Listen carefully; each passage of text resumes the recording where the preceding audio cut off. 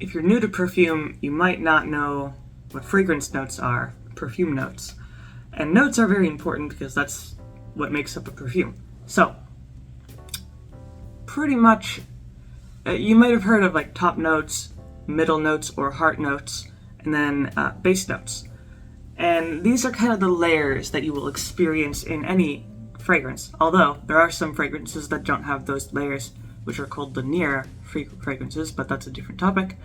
Most are going to have top notes, middle notes, base notes. So, top notes basically are kind of tricky because if you've ever gone into a department store, the person working there is like, here, try this. And you put on the fragrance, and you get this delicious mist of aromas, and you're like, all right, this is mine, I'm gonna buy it, this is delicious. Then you put it on at home, and you kind of let it sit, and then you realize, I don't like this fragrance, it's changed, it's not what I thought it was. So, top notes are tricky because they are your first impression of a fragrance, but they're not really the true fragrance. It's, top notes are kind of these volatile, aromatic atoms or molecules that you will first be exposed to when you either smell a perfume out of the bottle or when you first spray it on.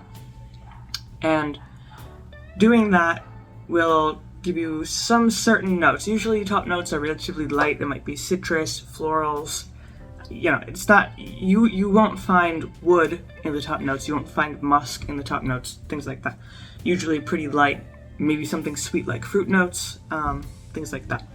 Then, the thing about top notes is that they fade pretty quickly. They're more likely to just evaporate. You know, these unstable molecules just out into the air.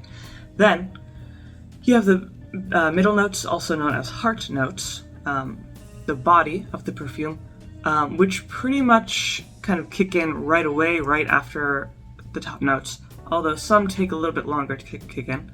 The middle notes, like I said, they're kind of like the substance, the body of the fragrance, and they are usually heavier slightly than the top notes. They might, they still could have floral notes and other light notes, maybe aldehydes, but they could also have tonka bean, you know, something more savory or heavy, honey, fruity notes, some more, woodsy notes. So it kind of depends on the fragrance, but the middle notes are when the fragrance really starts to develop and show its true colors. Then you have the base notes, which are also very substantial. The middle notes and the base notes pretty much make up the majority of the perfume. And the base notes are usually the heaviest.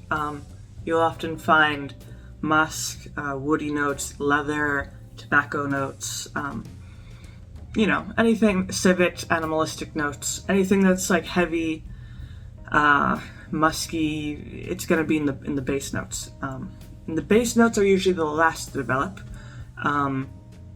That's just how perfumes are designed. They start at the lightest and then slowly kind of melt down into this heavier product.